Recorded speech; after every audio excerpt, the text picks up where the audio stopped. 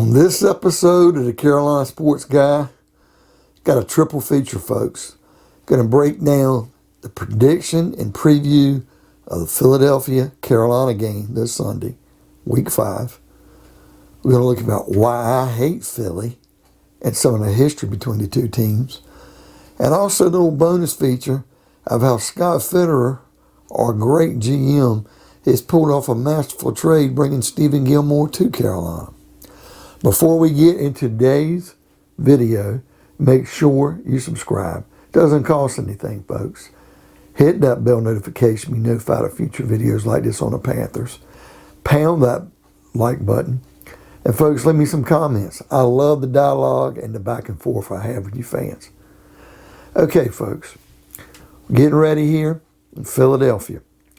And, the Philadelphia, it's a very big week. And the first thing I want to say is, after dealing with the Dallas Cowboys and their fans and Jerry's world and the fakeness that's South America's team and the Dallas Cowboys, a plastic fan base, Philadelphia is not much better. Their fans are rude and obnoxious. They sit there and they go to the games bare-chested and, belching, bellies hanging all over their pants, crotch showing. And then they also bring their husbands to the game. The Philly fans are terrible in baseball. Not really going to say anything about the Sixer fans in basketball because I don't think they care for the Sixers as much. But, man, the Flyer fans are nasty, and the Eagles fans are the worst. I think two of the worst fan bases I've ever ran into is Philadelphia's fan base in most sports and Buffalo's in hockey. Terrible. But the one thing about it, we have played each other 12 times over the years, folks, and Philly has a 7-5 advantage. Philadelphia is 4-3 in Philly, and they're actually 3-2 at Carolina. 7-5.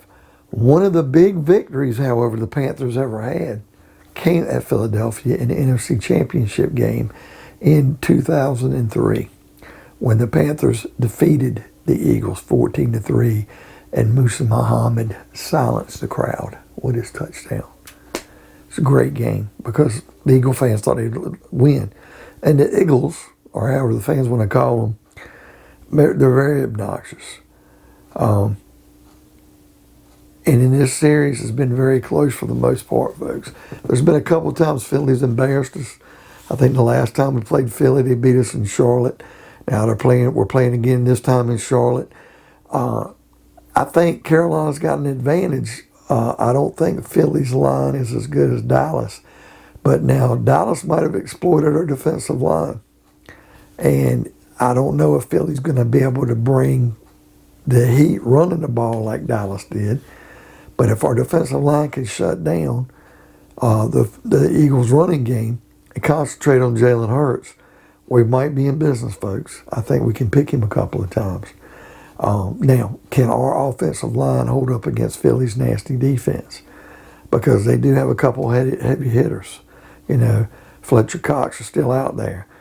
Sam Darnold is going to be seeing green. It won't be Jets green, but it'll be Eagles green. If he can play even like he did in Dallas, although he threw a couple picks, he still played well. 2 touchdown passes, 2 rushing touchdowns. I'd love to see him get another one this weekend. The only good thing I can say about Philadelphia is you got wonderful cheesesteaks. Great cheesesteaks. I can't even think of the name of the cheesesteak places I've been. I've been to Philly a couple of times, and I had a couple different cheesesteaks, and they were incredible. I do love a Philly cheesesteak. But that's all the good thing I got to say about Philadelphia. Now, when we concentrate on this game, one thing I want to look at, we have got to run the ball heavily. Philadelphia has allowed over 100 yards rushing in all 4 games. Even in the Week 1 win against the Atlanta Falcons that they won, they ran the ball. They did not keep Atlanta from running the ball well. Now, if CMC was playing, I think he'd definitely have over 100 yards rushing. Now, remember, CMC went out injured in Game 3 with Houston, barely got started, didn't play in Week 4. I don't think we'll let him play in Week 5 in Philly. And already we're a third of the way through the season, and he hasn't had a 100-yard rushing game yet.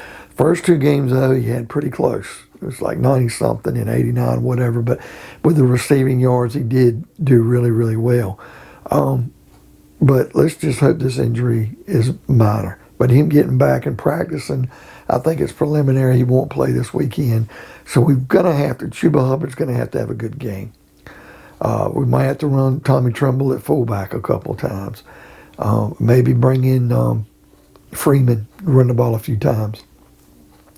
But our offensive line has got to give Sam Darnold more time to pass than they did against Dallas.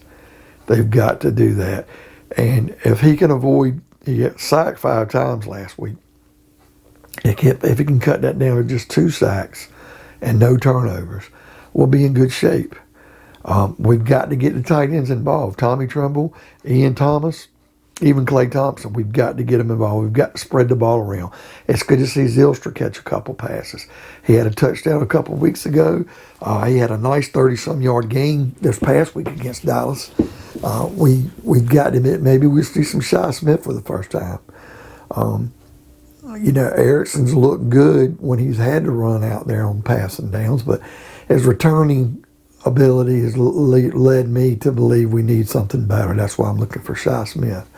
But this Panthers D has got to get to Hurts. We had no sacks last week. Now, mind you, we should have gotten Dak Prescott 2 or 3 times. He just avoided the sacks strong, kind of duped and dodged and got out of them.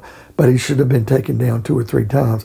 We've got to sack Jalen Hurts. We've got to take him down at least 3 times and get back to the defensive line, the pressure we've had before. And in this game, I'm predicting a Panthers victory, 27-17. Now, that's a 10-point game, but I think Philly will still make the game closer. They played the Chiefs pretty well this past weekend. They do have some holes that can be exploited. They're not as good as Dallas, but we have issues as well, and we've got to get back to taking care of the football, not turning it over, giving Darnold time to throw, defense stopping the run.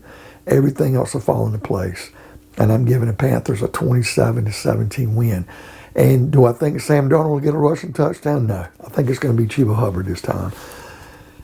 And I just think it's time for Robbie Anderson. I think it's time for him to get one. And maybe our defense will get a touchdown this week. Okay? It'd be nice to see Chin or Brian Burns or somebody get a touchdown. Okay? All right. Finally, the one thing that I'm really excited about, and I was going to do a separate video, but I decided to go ahead and include it tonight, folks, is this trade. Scott Fitterer has pulled it off. To get Gilmore, okay, Stephon Gilmore from South Carolina, but Gilmore has played incredible for the Patriots as a corner, shutdown corner. After getting C.J. Henderson, remember C.J. Henderson is going to be a good corner. I know he got burnt last week in Dallas, but he's learning, and I think he'll be very good. And when J.C. Horn comes back, that's formidable. And you can't throw out Dante Jackson. Now, bringing in Stephon Gilmore, what does that do for Dante? Does that mean he's expendable? Writing could be on the wall for A.J. Bouye. I'm not sure what it means. I just don't know how you keep, Henderson's definitely going to be around a while. He's on a rookie contract. J.C. Horn, most definitely, rookie contract. Now, Dante Jackson's a free agent after this year. Do they plan on moving on from him? I'd love to have him back. And what about Gilmore? He's going to want a raise because he's close to home from Rock Hill, South Carolina. Does it give us a home team discount? And what about A.J. Bouye? Isn't he on a 2-year deal? Are we really going to cut him loose? I can see us rolling with 3 corners. That's no problem. And then you got guys like Sam Franklin who plays safety and corner, or Miles Hartfield that can play both, or Rashawn Melvin. What are we going to do with this depth? It's a problem, but it's a good problem. Because right now, if you ask me, man, If Stephon Gilmore can play like he's played in the past, and J.C. Horn comes back and plays like he did these first couple of games, and Henderson ends up being what he is, and Dante Jackson was to stay and play ball like he's done, and you think Boye in there is just a bonus, with the pass rush we have, and if our run stoppers on defense are good with Shaq Thompson playing defense in the middle, my God, folks, and you're throwing Chin back there at safety. It's incredible. But I want to talk about Scott Fitterer for a moment, because Fitterer said he was going to be in on every deal. First miraculous thing he did once he got here, his free agent class didn't start well with the offensive line, but he brought in people like Frankie Louvu, Hassan Reddick, got him on good deals, Dan Arnold. Then we turn around and we go out and get Dan Arnold, and we get Sam Darnold at quarterback, and the compensation's not that bad. And then we had a hell of a draft. We wheeled and dealed and picked up all these great players. Some speculation with the Fletcher pick, but everything else looked pretty good. Then he comes out here and pulls a C.J. Henderson move for Dan Arnold. I'm thinking, wow, we're going to do this probably before J.C. Horn got hurt. And now for a 6th round pick, we get, Gilmore, Stephon Gilmore.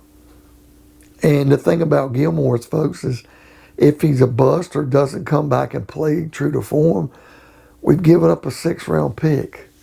But if he ends up coming back to what he was, we have robbed New England blind and strengthened our defense. The secondary went from what used to be a weakness to a big strength. Every GM that gets hired, folks, when Hurney was here, and Gettleman even, I've heard it. I'm in on every deal. You hear GMs all the time around the league. I'm in on every deal. Scott Fitterer says, I'm going to be on every deal.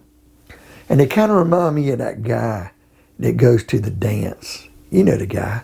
Oh, man, I'm going to get me a girl tonight. That fine girl comes walking in. And the minute he gets to the dance, he looks around, man, these are all dogs. These girls are ugly. But I tell you, I'm tired of this. And then a couple of decent-looking girls come in. I'll wait. Somebody else might come in better. Or a good-looking girl comes in. Oh, I'm intimidated. I don't know about asking her out. Or a couple of real good-looking girls come in after that. Oh, man, it's getting late, guys. I just don't feel comfortable. Ooh, Scotty Fitterer is a little different. Scotty Fitterer arrives. Hey, Scotty, you think we'll get a dance tonight? Hey, fellas, I got my phone number laminated. I got business cards. I'm going home with not one chick tonight. I'm going home with 2 or 3. Oh, okay, Scotty, sure. And then in comes a blonde, beautiful, big boob blonde, long-legged redhead, gorgeous petite brunette. And they say, Scotty, which one you going to ask out? Are you going to dance? I'm scared, Scotty. And Scotty Fitterer says, I'm going to go on all of them. I'm going to ask them all out. And I'm taking them all home. Fitterer goes in there, hands him his card. He walks out. He walks over to the fellas at the punch bowl, the GMs who are talking a good game but ain't doing anything. Scott Fitterer's on that magical whore phone. Call me. Scott Fitterer is making the calls. He's wheeling and dealing folks.